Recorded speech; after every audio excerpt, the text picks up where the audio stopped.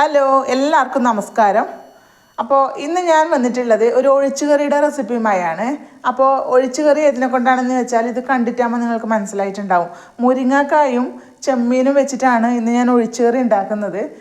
അപ്പോൾ അതിനായി എടുത്തത് 250 ഗ്രാം ചെമ്മീൻ എടുത്തിട്ടുണ്ട്, 3 മുരിങ്ങക്കായ, അതുപോലെ തന്നെ വെളുത്തുള്ളി 5-6 അല്ലി വെളുത്തുള്ളി അല്ലി, ഒരു കഷ്ണം ഇഞ്ചി, പിന്നെ 2 പച്ചമുളക്.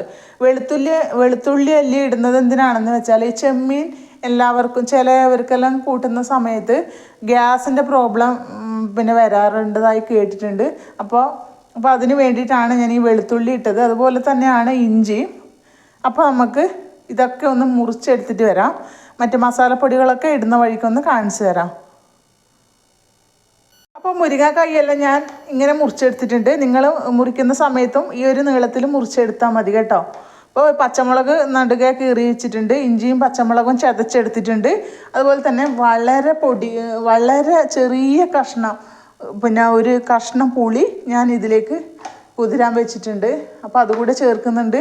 ഒരുപാട് പുളി എടുക്കേണ്ട കേട്ടോ, വളരെ ചെറിയ തോതിൽ പുളി എടുത്താൽ മതി. അപ്പോൾ നമുക്കിതൊക്കെ ഒന്ന് ചട്ടിയിലേക്ക് മാറ്റി കൊടുക്കാം. അപ്പോൾ നമുക്ക് ചെമ്മീൻ ഒന്ന് ചട്ടിയിലേക്ക് മാറ്റി കൊടുക്കാം. അപ്പോൾ അതിനുശേഷം മുറിച്ച് വെച്ച മുരിങ്ങക്കായി, ഇഞ്ചി ചതച്ചത്, വെളുത്തുള്ളി ചതച്ചത്, പച്ചമുളക് നെടുകെ കീറിയത് ഇതെല്ലാം ഇട്ട് കൊടുക്കാം. ഇനി അതിനുശേഷം നമ്മൾക്കതിലേക്ക് 1 ടേബിൾ സ്പൂൺ പറങ്കിപ്പൊടിയാണ് ഇട്ട് കൊടുക്കുന്നത്, ചുവന്ന മുളക് പൊടിയാണ്. അപ്പോൾ എരിവിനനുസരിച്ചിട്ട് നമ്മൾക്ക് മുളക് പൊടി ചേർത്ത് കൊടുക്കാം. ഇനി നമ്മൾക്ക് അതിലേക്ക് ഇടേണ്ടത് 1/4 ടീസ്പൂൺ മഞ്ഞൾപ്പൊടിയാണ്. 1/4 ടീസ്പൂൺ മഞ്ഞൾപ്പൊടി. ഇപ്പോൾ പാകത്തിനുള്ള ഉപ്പ് കൂടി നമുക്ക് ചേർത്ത് കൊടുക്കാം. അപ്പോൾ പിന്നീട് ഉപ്പ് കുറവാണെങ്കിൽ നമുക്ക് പിന്നീട് നോക്കിയിട്ട് ചേർത്ത് കൊടുക്കാം കേട്ടോ. അപ്പോൾ ഇനി അതിലേക്ക് നമ്മൾക്ക് ചേർക്കേണ്ടതാണ് പുളി. ഞാൻ പുളി പിഴിഞ്ഞ് വെച്ചിട്ടുണ്ട്, അതിൻ്റെ വെള്ളം കൂടെ നമ്മൾക്കൊന്ന് ചേർത്ത് കൊടുക്കാം. അപ്പോൾ പുളി പിഴിഞ്ഞ വെള്ളം കൂടെ ചേർത്തു. അപ്പോൾ ചിലവർക്ക് പുളിയിൽ കുറച്ചും കൂടെ താല്പര്യമുള്ളവരുണ്ടാവും, അതിന് കണക്കായിട്ട് നമുക്ക് പുളി ചേർത്തെടുക്കാം. പക്ഷേ ഇതിന് വളരെ കുറച്ച് പുളിയുടെ ആവശ്യമേ ഉള്ളൂ, അതുകൊണ്ടാണ് ഞാനത് അത്രയും ചേർത്തത്. ഇനി നമ്മൾക്ക് അതിൽ ആവശ്യമില്ലത്ര വെള്ളം കൂടി ചേർത്ത് കൊടുക്കാം. ഇത് വേഗം പാകത്തിനുള്ള വെള്ളം മാത്രം ചേർത്ത് കൊടുത്താൽ മതി. അപ്പോൾ ഈ കറി കുറച്ച് ലൂസാക്കിയിട്ടാണ് ഉണ്ടാക്കുന്നത്, അതാണ് അതിൻ്റെ ടേസ്റ്റ്. അപ്പോൾ പാകത്തിനുള്ള വെള്ളം കൂടെ ചേർത്ത് കൊടുത്തു. ഇനി നമ്മൾക്ക് സ്റ്റൗ കത്തിച്ച് കൊടുക്കാം.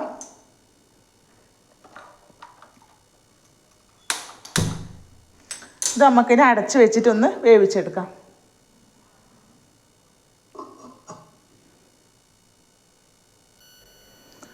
അപ്പോൾ കഷ്ണങ്ങളൊക്കെ വെന്ത് വരുന്ന സമയം കൊണ്ട് നമ്മൾക്ക് അതിൻ്റെ മസാല ഒന്ന് റെഡിയാക്കി എടുക്കാം. അപ്പോൾ അരപ്പിനായി ഞാൻ എടുത്ത സാധനങ്ങളാണ്: 1/2 കപ്പ് തേങ്ങ എടുത്തിട്ടുണ്ട്, പിന്നെ 1/4 ടീസ്പൂൺ ജീരകവും. ഇത് മാത്രമേ അരക്കുന്നില്ല. അതിൻ്റെ കൂടെ ഞാൻ മഞ്ഞൾപ്പൊടിയും പറങ്കിപ്പൊടിയും ഒന്നും ചേർക്കുന്നില്ല. ആവശ്യത്തിന് ഞാൻ കറിയിൽ തന്നെ ഇട്ടിട്ടുണ്ട്. അപ്പോൾ നമ്മൾക്കിതൊന്ന് അരച്ചെടുത്തിട്ട് വരാം. അപ്പോൾ തേങ്ങയെല്ലാം ഞാൻ നല്ല ഫൈനായിട്ട് അരച്ചെടുത്തിട്ടുണ്ട്. അപ്പോൾ മുരിങ്ങക്കായും ചെമ്മീനെല്ലാം നന്നായിട്ട് വെന്ത് വന്നിട്ടുണ്ട്. ഇനി നമ്മൾക്കതിലേക്ക് തേങ്ങയുടെ അരപ്പ് ചേർത്ത് കൊടുക്കാം.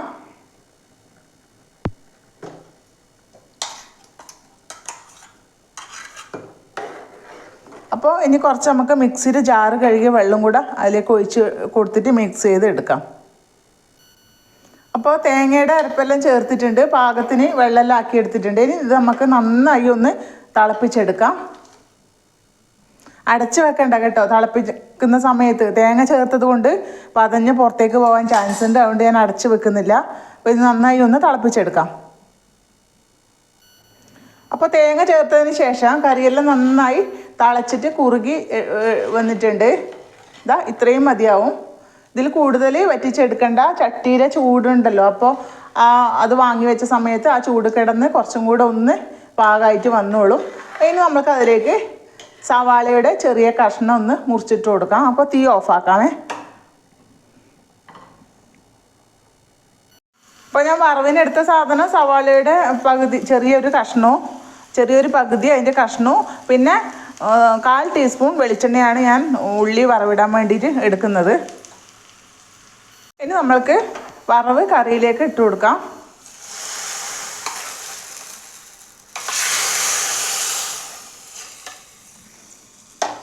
അപ്പോൾ അങ്ങനെ നമ്മുടെ അടിപൊളി ടേസ്റ്റിലുള്ള ചെമ്മീനും മുരിങ്ങാക്കായും ഒഴിച്ചുകറി റെഡി ആയിട്ടുണ്ട്.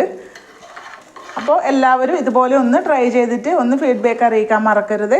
അപ്പോൾ അടുത്ത വീഡിയോയിൽ വരുന്നത് വരെ എല്ലാവർക്കും ബൈ.